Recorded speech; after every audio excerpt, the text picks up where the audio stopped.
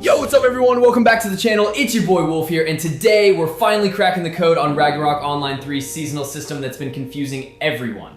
Trust me, this changes everything about how we thought the game would work.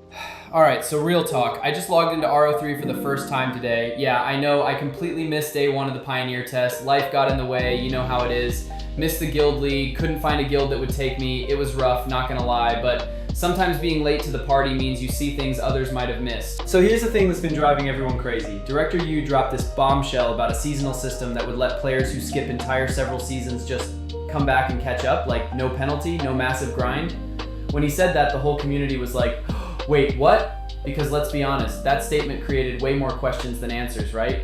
Okay, so I went back through my notes from the Q&A, and there were three major clues that everyone kind of glossed over. Clue number one, Director Yu said, and I'm paraphrasing here, we want each season to shake up the meta. One season, X build might be OP, next season, Y build takes over. They originally wanted to change every skill each season, but yeah, that's insane even for them. Clue number two, when people asked about paid items resetting, he specifically said only the free-to-play aspects would become obsolete each season. Interesting, right? Clue number three, and this is where it gets wild. Have you noticed the current 10-man dungeon? Everything's music themed. The bosses, the drops, everything. So picture this. I'm grinding the dungeon today, just mindlessly upgrading my gear, when suddenly, my mecha missiles are somewhat looks different.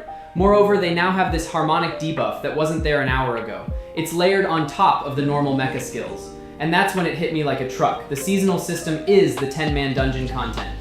Guys, it's the Remnant Echoes from the dungeon! That's the seasonal system! These drops literally modify your existing skills with seasonal themes. So one season might be music-themed buffs and debuffs, next season could be elemental, then maybe time-based mechanics. Oh, this is actually genius. Your core character stays the same, but these seasonal modifications completely change how your class skill. Let's see what does this mechanic offer us, at least for my character mechanic class. So as you see, this is how my missile initially looks. My arm cannon skill colored red.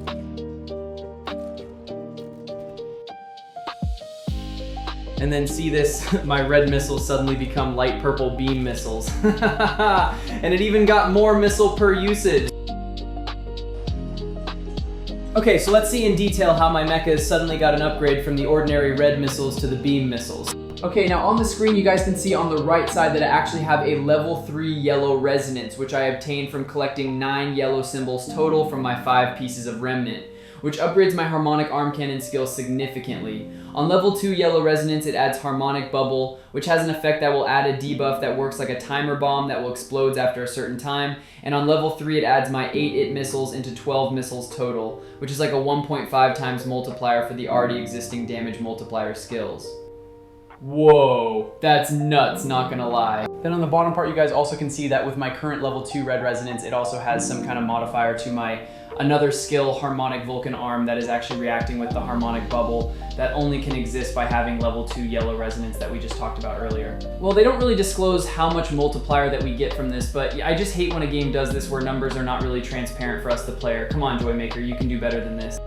It just does make sense, and all of the clues we talked about earlier do fit together in this system. Whenever a new season comes, they will just release a new set of Remnant Echoes like this that will introduce a better and new meta skill modifier that will change how a class's skills do work. Just thinking about this has already hyped me up about what are the possibilities for RO3 in the future that if, and I can emphasize this enough, only if they execute this correctly will always bring a new freshness towards the game for every season. This exact system, I believe, is also the free-to-play part that he meant for us to not worry about being reset or obsolete in the next season. Because it just makes sense, it's just an RNG fest and free-to-play part of the game that you can get it from the instance dungeon. Oh my goodness, I really like where this is going, no cap.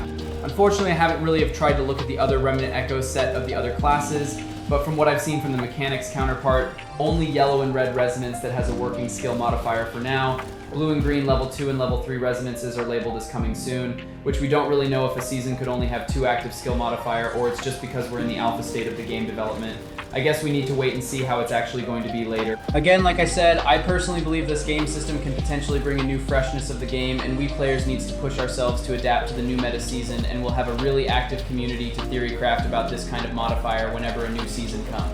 But again, only if they can execute this correctly, not just some kind of lazy design or out-of-place balancing. As far as I understand it right now, we can get Remnant Echoes as the rewards for clearing the 10-men PvE instance dungeon. I'm not sure about if we can get it as generous as we get right now in the Pioneer Test. I believe it should be somewhat way less than what we're experiencing right now in the test. We can bid the EXP crystal that we can use to level up our remnant, and we can also use our diamonds to bid the remnant pieces. It's just up to the player how to strategize their bidding. Then comes to the next question, how to actually know what remnant piece to bid for us. To my understanding currently, what I've seen so far, the substats of the pieces are randomly generated whenever we level up our remnant, for every 5 levels interval. And it also has the random aspect of which color of the resonance that the piece will have. Except, if you can see, some of the remnant pieces that comes from the dungeon clearance bidding has already have 1 or 2 predefined. So whenever you see a remnant piece that already has 1 or even better 2 resonance colors that your class needs right now, you should start saving up your diamond bidding points to try and grab it. That's because the RNG in this system is insanely thick. There are so many random factors, from the stats to the resonance colors, that getting the perfect resonance Remnant Echo is going to take both time and a lot of luck. Starting with a piece that already has the colors you need gives you a much better chance of ending up with what you want. For example, rolling for just the 2 missing colors is way easier than trying to hit all 4 perfect colors in one go. From what I've seen so far, there doesn't seem to be any specific piece shape that's locked to certain random colors or stats. So for now, I'm just focusing on whichever shape already has a resonance color that best fits my class. I could be wrong though, so if you guys know more about this, drop your findings in the comments, that way we can all learn together here on the channel. For now, I'm prioritizing the resonance color set over the random stats that a piece might have. From my testing, I've seen a much bigger boost in damage output when my yellow resonance tier hit level 3 compared to just hoping for a physical attack bonus stat on a remnant piece. Once I've locked in the core resonance I need, then I'll start gradually upgrading the extra pieces I think are worth keeping, mainly to hunt for better stat rolls. Man, I really wish I figured this out back on day 1, would have posted this content sooner, but hey, better late than never, right? So what do you think? Is this seasonal system going to be a game changer or a game breaker? Let me know your thoughts in the comments. I love hearing what you guys have discovered too. If this video helped you out, smash that like button, it really supports the channel. And don't forget to subscribe for more RO3 content as we dig even deeper into the Pioneer Test. Until next time, Wolf signing out.